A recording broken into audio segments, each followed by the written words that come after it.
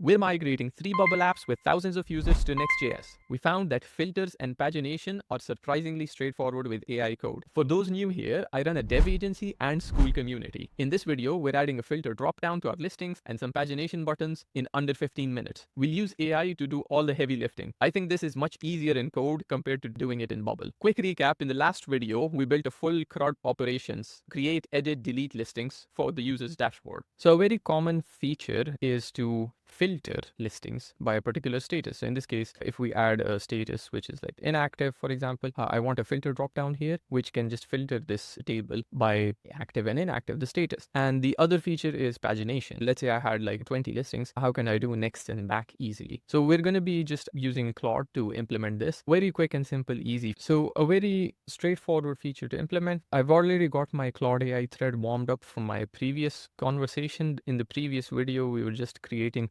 CRUD for the table. So I can clear, but it has sufficient context, can continue and it'll be fine. We can check the context window and see how much is left. So the context at the moment is 69%. Gotta be careful when the AI's brain starts filling up, it gets a bit tricky. So we can either compact if we want to keep the context or just clear. So like, start fresh.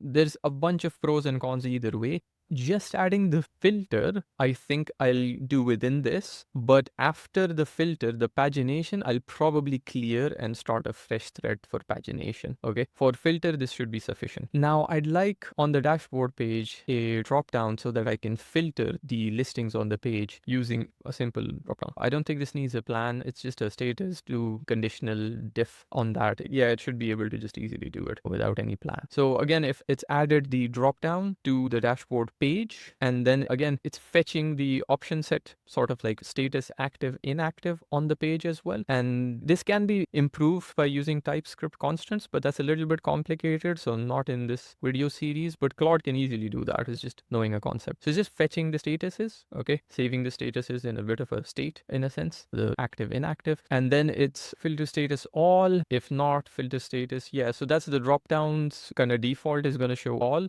and after that it's added the drop down here. So this drop down exists now, and now it's like instead of showing all of the listings, it's showing filtered listings. So it made a different state which is powered by filtered listings. I think it just renamed set filtered listings and called it filtered listings. Yeah.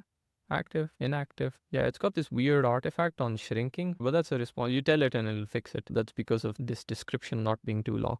Usual stuff that the same things would happen in Bubble as well. You would then fiddle with the repeating group options. It's literally the same thing. Patterns in code and Bubble are like eerily similar because under the hood it's the same JavaScript. So we've got active, inactive, filter. Yeah, single shot filter by couple of minutes, done. Now let me just check the context. /context. Do I feel ambitious? 73%. With nearing 70-80%, you have to start being very careful. I can compact it. Compact will just summarize our entire conversation. So it'll have some things. The downside with compact is when it's compact, this schema and all of that stuff, it's not really fun kind of thing. So you know what, just for kicks, we'll just clear. Okay, we haven't committed and saved a bunch of our work yet. So we can commit everything.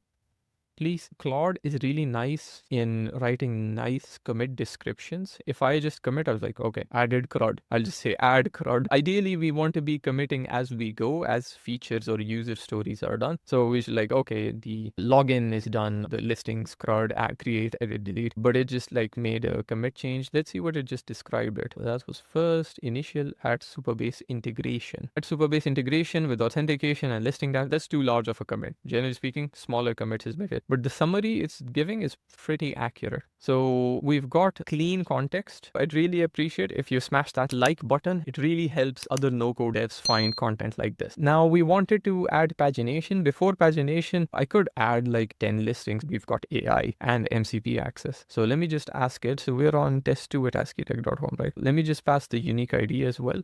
Can you create 15 dummy listings with random lorem ipsum data? Some of them active, some of them inactive. I want to fill up the database with test listings for this particular user so that when we implement pagination next, it'll just be easier to test pagination. So super useful, just making dummy data in the database for testings. It's just checking the schema. Again, we cleared the context, so it does not have a understanding of what's the current schema. So it's got, oh, listing status. Okay. And it's now just building up that knowledge of that context. The hard part of AI coding is context engineering. Okay. And trying to know, oh, the AI doesn't know anything. Oh, the AI knows something. And having a grip on the architecture. So the AI's brain is not big enough to have an understanding of the whole marketplace in one go. But the AI is really good at small things. So you just have to be aware of it. If I go here and refresh the page, is it done? Yep. We've got loads of listings now. Okay.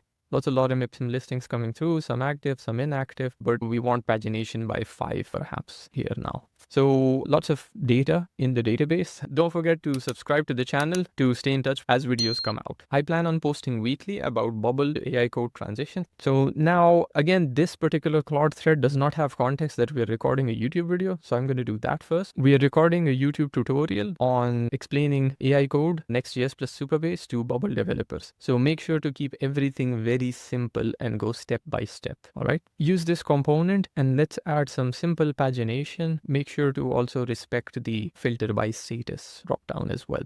I'd like to plan this, okay? There's a whole bunch of like query status, installing the component. Like if you want to add pagination in Bubble, unless you're using like a component, it can get weirdly complicated sometimes. Recently, the show next repeating group, show previous repeating group, it's gotten better. But then you had to use the toolbox plugin with a list of numbers and a whole bunch of like tutorials on pagination and how to add pagination. I'll just install the component and then add pagination to it. Calculate which listings to show, add the pagination component, make the pagination filter respect the status. So it's added the component, the base stuff, and then it's going to add the pagination component to the dashboard page. Then it's going to add the custom states, which is the current state, next state, how much to show. So it's like const current page, items per page, 5, 10, 15, how many. Whoever's implemented pagination in Bubble knows that this can be like, especially this level of pagination can be annoyingly hard. Okay. The states on previous and hiding it, the states on next and locking it, annoyingly hard. But yeah, calculate the pagination. So math, seal, items per page, especially filtered items slice. Okay. So you had to like count if there's filter overlays, you had to count them a lot and add those overlays on pagination a bit as well. Then paginated listings, total page.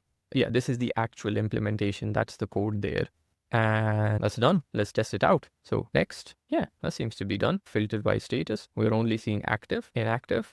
We're only seeing, so the page count carries over, active, inactive carries over. It's all live and fast, fairly straightforward. Even individual clicks work. This type of stuff is just unusually complicated in Bubble, but just done kind of thing. One of the more common things that we also like is like showing a total account somewhere, like here at the top, maybe at the top here, my listings and account. Let's just add it. And that count has to respect the statuses as well. So single shot, let's add that one. Underneath my listings on the dashboard page, can I have a count of all the listings? The count should respect the filtered status list as well. So something like total listings, count.